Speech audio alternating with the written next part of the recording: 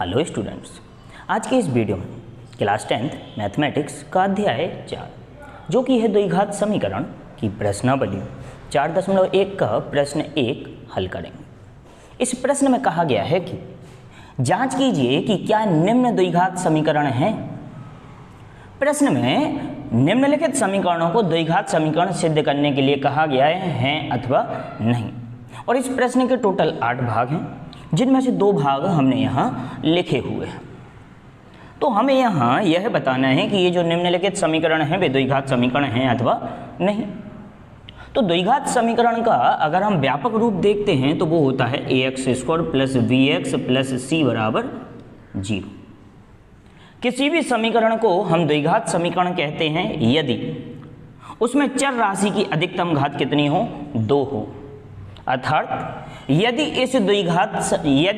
निम्नलिखित समीकरणों में जो चर राशि आ रही है उसकी अधिकतम घात कितनी हो, 2 हो, तो ये द्विघात समीकरण है अथवा नहीं। तो चेक करते हैं। जैसे हमारा पहला समीकरण है, इसमें लिखा है x + 1 का होल स्क्वायर बराबर 2 × x - 3।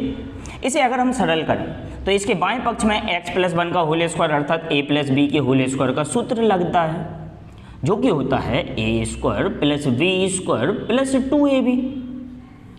यहाँ हमने लगाया तो a की जगह पर क्या आ रहा है हमारा x का स्क्वायर प्लस b की जगह पे 1 तो 1 का स्क्वायर प्लस 2ab अर्थात 2 × x × 1 बराबर। और दाएं पक्ष में अगर हम देखें तो क्या लिखा है 2 × x - 3। तो 2 का x - 3 में गुणा हुआ, ये हमारा आता है 2x - 6। यहाँ x² प्लस 1 का स्क्वायर 1 प्लस 2x और साथ ही साथ ये 2x - 6 का स्क्वायर हमने पक्षांतर किया तो -2x और प्लस 6 बराबर। दाईं और कुछ नहीं बचा, हमने क्या लिख दिया, 0 लिख दिया। ये प्लस के 2x से माइनस का 2x कैंसिल हो जाएगा, बचा क्या x² प्लस ये 1 और 6 दोनों ही जुड़ जाएंगे, जो कि आता है 7 बराबर 0। तो जो समीकरण हमें दिया गया था उसे सरलतम रूप में लिखने के बाद अंत में हमारा आ रहा है x² + 7 बराबर 0। और जो चर राशि है उसकी अधिकतम घात कितनी है, 2। और अगर चर राशि की अधिकतम घात कितनी है, 2 है, अतः यह क्या है, एक द्विघात समीकरण है। द्विघात समीकरण है। इसी प्रकार अब इस प्रश्न का हम दूसरा भाग करते हैं। दूसरे भाग में यदि देखा जाए तो क्या लिखा है, बाएं पक्ष में लिखा है x² - 2x और बराबर दाएं पक्ष में लिखा है -2 × 3 - x। इसमें भी हमें वही सिद्ध करना है कि यह द्विघात समीकरण है अथवा नहीं। तो कैसे सिद्ध किया जाएगा, x² - 2x अगर इसकी अधिकतम घात 2 आती है चर राशि की तो यह द्विघात समीकरण है, अन्यथा नहीं है। -2 का अंदर गुणा किया गया -6 और प्लस 2x। इन दोनों का ही हमने इस ओर पक्षांतर कर लिया। x² - 2x माइनस का 6 इस ओर आएगा तो प्लस का 6 और प्लस का 2x इस ओर आएगा तो माइनस का 2x और दाईं ओर कुछ नहीं बचा तो बराबर 0। ये माइनस का 2x और -2x दोनों ही जुड़ जाएंगे, x² - 4x प्लस 6 बराबर 0। तो दिए गए समीकरण को भी सरल करने पर उसकी अधिकतम घात कितनी आ रही है, 2 आ रही है, अतः यह भी क्या है, द्विघात समीकरण है। द्विघात समीकरण है। अब हम करते हैं इसी प्रश्न का तीसरा भाग। तीसरे भाग में हमें जो समीकरण दिया गया है वह है x - 2 × x + 1 बराबर x - 1 × x + 3। इस समीकरण के बाएं पक्ष में भी द्विपदीय बहुपद लिखा है, इसी प्रकार इसके दाएं पक्ष में भी द्विपदीय बहुपद लिखा है। और इस पूरे समीकरण को जब हम सरल करते हैं तो हमें बताना है कि यह द्विघात समीकरण है अथवा नहीं। तो सरल करने के लिए हमें करना क्या पड़ेगा, सबसे पहले हम इसके बाएं पक्ष में जो द्विपदीय बहुपद दिए गए उनका गुणा करेंगे। x + 2 का x + 1 में गुणा करने के लिए सबसे पहले x का गुणा करते हैं, x + 1 में x का गुणा x में हुआ x²। इसी प्रकार x का गुणा 1 में हुआ 1x, जिसे हम x लिखते हैं। -2 का गुणा x में हुआ -2x और -2 का गुणा 1 में हुआ -2। फिर बीच में हमारा बराबर x माइनस 1 का गुणा हमें x प्लस 3 में करते हैं, तो सबसे पहले x का गुणा x स्क्वायर प्लस 3x।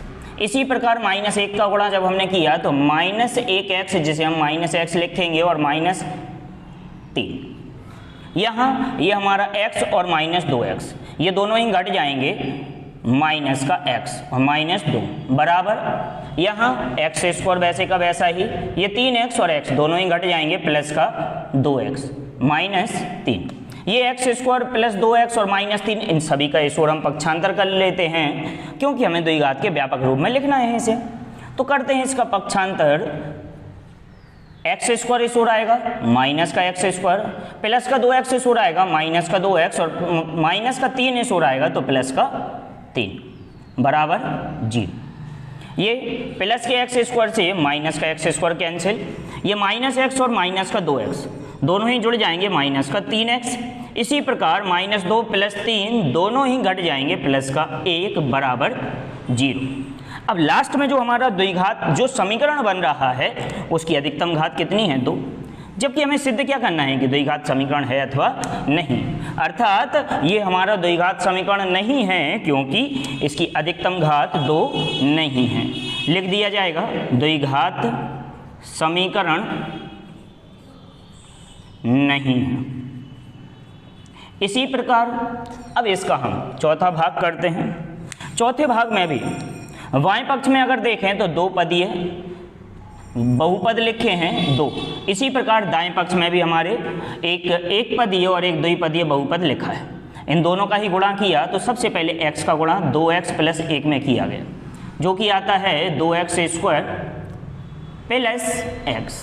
फिर माइनस के 3 का गुणा किया तो माइनस का 6x माइनस 3 बराबर x का गुणा ब्रैकेट के अंदर किया गया है x स्क्वायर प्लस 5x।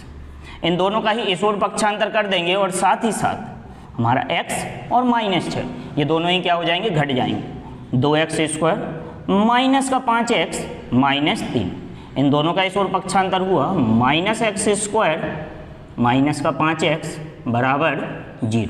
ये 2x स्क्वायर और x स्क्वायर दोनों ही घट जाएंगे। x स्क्वायर ये 5x और 5x दोनों के ही चिन्ह समान हैं, माइनस का 10x और माइनस 3 अचर है, इसे वैसे का वैसा ही लिख दिया गया बराबर 0। तो इस समीकरण को सरलतम रूप में लिखने पर इसकी जो अधिकतम घात आ रही है वह कितनी है?